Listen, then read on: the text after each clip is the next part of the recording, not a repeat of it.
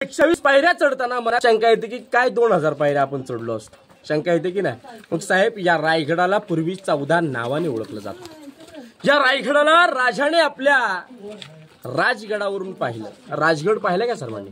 राजगड पुणे जिल्ह्यात वेल्हा तालुक्यात 365 गड किल्ल्यांची पहिली राजधानी राजगड।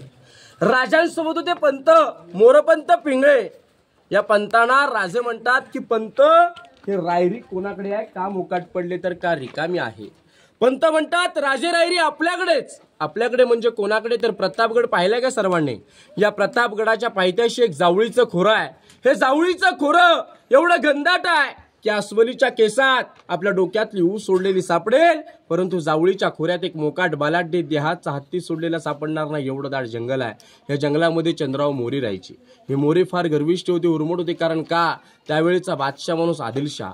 जर का मी आदिलशहाची चाकरी करतोय म्हटल्यानंतर माझी बरोबरी करणार कोण, हा गैरसमज झाला राजांचा। आपले राजे प्रेमळ स्वभावाचे होते।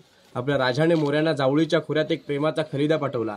मोरे, आपण दोघे मराठी आहोत, मराठी मिळून एक स्वराज्य घरदार निर्माण करू। परंतु मोरे स्वार्थी, मोरे उर्मट, मोरे घमंडी।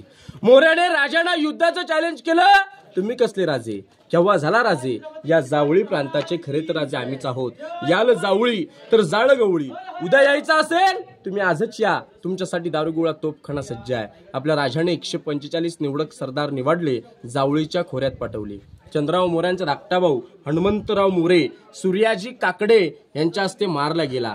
मोऱ्यांना वाटलं की आता आपला वध होणार। 15 मे 1656 मोऱ्याने जावळी सोडली आणि या रायरीच्या पायथ्याशी आले। राजांचा एक नियम होता, जो कोणी शरण येत होता त्याला राजे कधी मरण देत नव्हते। 15 मे 1656 आपल्या राजाने या रायरीला पाहिलं आणि या रायरीचं नामकरण आपल्या राजाने रायगडमध्ये केलं। आणि ज्यावेळेस राजाने या रायगडाला पाहिलं त्यावेळेस राजांच्या तोंडून एक गोड उद्गार पडला। तो उद्गार असा होता की राजा खासा जावणी पाहता गड हा बहुत चकोट। चौतर्फा गडाचे कडे तासिल्याप्रमाणे गाव दीडगाव उंच, प्रजन्य काळी कड्यावर गवत सुद्धा उगवत नाही। दोंडा तासी वेकच आहे, दौलताबाद धशगुणी उंच। आईसे देखुनी राजे संकृष्ट झाले आणि बोलिले तख्तास जागा हाच गड खरा करावा। तख्त म्हणजे राजधानी। राजाने याला 365 गड किल्ल्यांची कॅपिटल राजधानी निवडली आणि रायगड म्हणून नामकरण केलं। 15 मे 1656 ते 1670 पर्यंत रायगडाचं बांधकाम चालू होतं। 14 वर्ष लागली रायगड बांधाय। 14 वर्षात बांधलं काय? 350 इमारती, 11 तळावं, 84 पाण्याच्या टाक्या बांधल्या।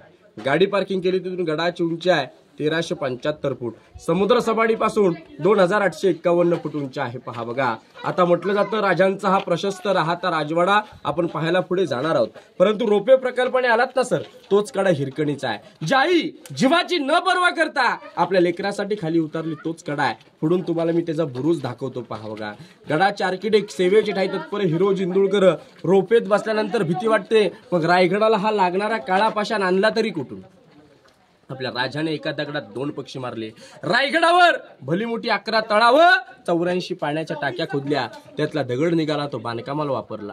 तळाव खोदले, उतरत्या साईडला भिंती बांधल्या। लोकांना पाणी पिण्यासाठी जागा झाली, बांधकामाला दगड झाली। पाणी अडवा, पाणी जिरवा, ही 400 वर्षापूर्वीच आपल्या राजाने मोहीम राबवली।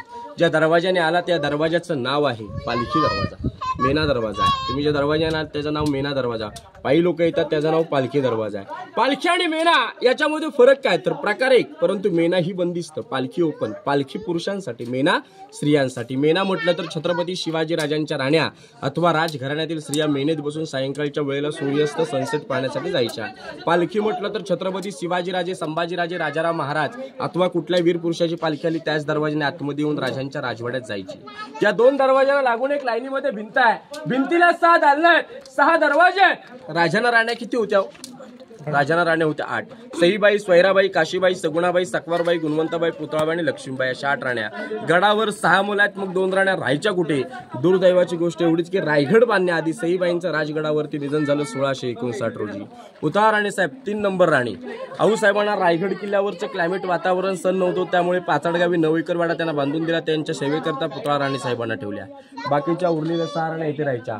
एका राणीसाठी आतमध्ये शौचालय, प्रत्येक राणीला टॉयलेट बाथरूम। गैरसमज आज आपला की इंग्रजांनी टॉयलेटचा शोध लावला। मनातून शंका काढा, पहिला महाराष्ट्रात टॉयलेटचा शोध लागला, मग इंग्रजांनी आपल्या इकडची कॉपी करून तिकडे मॉडिफाय केलं। पहा बघा, आतमध्ये एक राणीमल बघून या, शौचालय बघून या, मग आपण धान्य कोठार बघू।